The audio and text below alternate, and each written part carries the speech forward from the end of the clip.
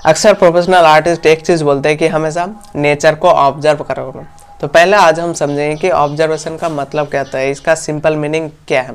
इसका simple meaning यही है कि किसी भी चीज़ को देख के समझना। अगर आप में से अगर कोई ऐसा है कि किसी आर्टिस्ट ने ये बोला कि हमेशा नेचर को ऑब्जर्व करा करो, तो आप क्या कर रहे हो कि नेचर में जाकर आप ये चीज़ देख रहे हो कि ये जो बादल है ये दिखने में कितना सुंदर लग रहा है, या फिर ये जो पेड़ है ये दिखने में कितना मुझे अट्रैक्टिव लग रहा है। तो हमें चीज़ों को इस तरह से ऑब्जर्व नहीं करना होता।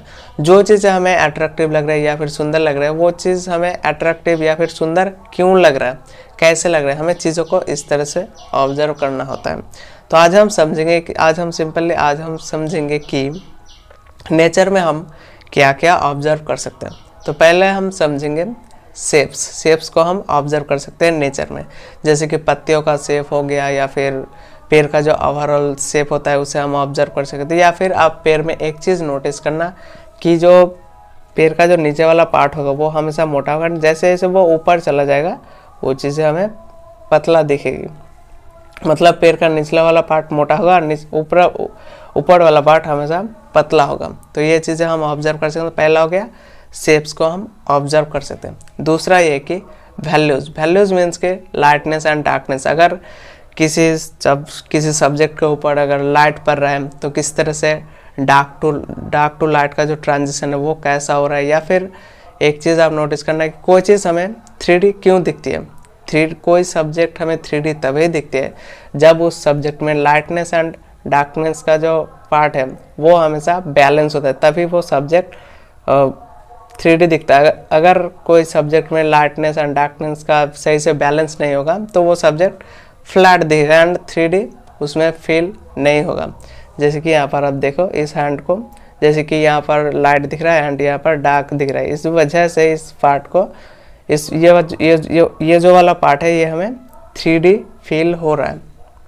तो दूसरा हमने समझा वैल्यूज़ के बारे में।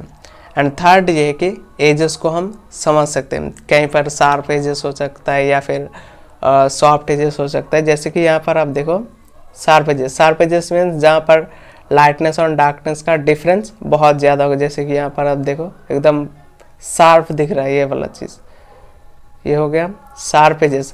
और एक चीज़ नोटिस करना कि नेचर में जो भी चीज़ें आपको 3D में दिख रही है वहाँ पर आपको आउटलाइन नहीं दिख रहा होगा।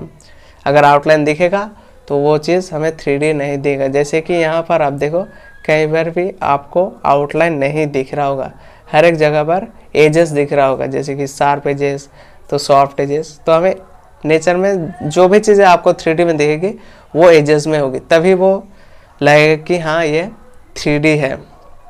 तो ये समझ लिया sharp edges. And sharp edges में हम एक और चीज़ नोटिस कर सकते हैं, जो चीज़ हमारी पास में होती है। हाँ, वैल्यूज़ में हम एक और चीज़ नोटिस कर सकते हैं कि जो चीज़ हमारे पास होती है उसमें जो लाइटनेस एंड डार्कनेस का जो वैरायटी है वो बहुत ज़्यादा ही होगा। एंड जैसे वही पार्ट बहुत ज़्यादा दूर में होगा तो उसमें जो लाइटनेस एंड डार्कनेस का वैरायटी है एंड जो एजेस है वो काफ़ी लिमिटेड हो जाएगा। ऑब्वियसली कि जो चीज़ें पास में होती है उसमें जो एजेस होता है उसमें भी काफ़ी हद तक वैरायटी होती है। तो ये हो गया एजेस। एंड अब हम आते हैं शैडो शेप की ओर। जैसे कि हम शैडो शेप में क्या देख सकते हैं, अगर किसी सब्जेक्ट के ऊपर लाइट हिट हो रहा है तो सब्जेक्ट का जो हमें शेप दिख रहा है उसके शेप के कंपैरिजन में शैडो का जो शेप है वो कैसा दिख रहा है, या फिर उसका एंगल कैसा है, या फिर उसका जो लेंथ और ब्रेथ है वो कैसा है। मीन्स कि शैडो शेप्स का जो रेशियो होता है हम उसे ऑब्जर्व कर सकते हैं। या फिर हम एक चीज़ देख सकते हैं, अगर किसी सब्जेक्ट का जो शैडो बन रहा है वो कैसे बन रहा है, तो हम समझते हैं कि किसी भी सब्जेक्ट का शैडो तभी बनता है जब लाइट सोर्स किसी सब्जेक्ट के ऊपर हिट होता है एंड सब्जेक्ट के अंदर से। अब हम समझते हैं कि सब्जेक्ट का जो शैडो होता है वो कैसे बनता है।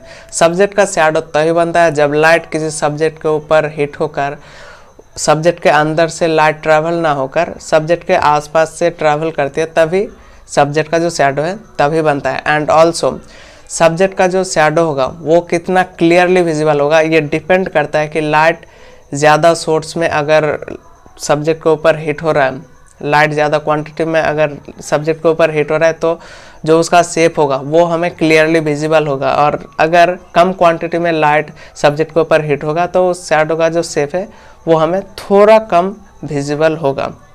अब हम समझते हैं कॉन्ट्रास्ट के बारे में।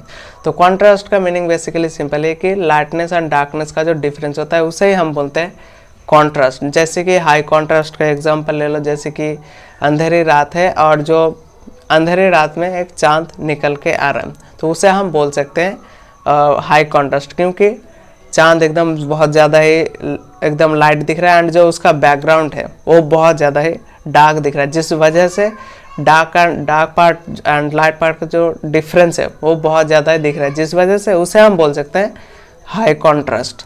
तो इस तरह से हमें चीज़ें नेचर में हमें चीज़ों को ऑब्जर्व करना होता है।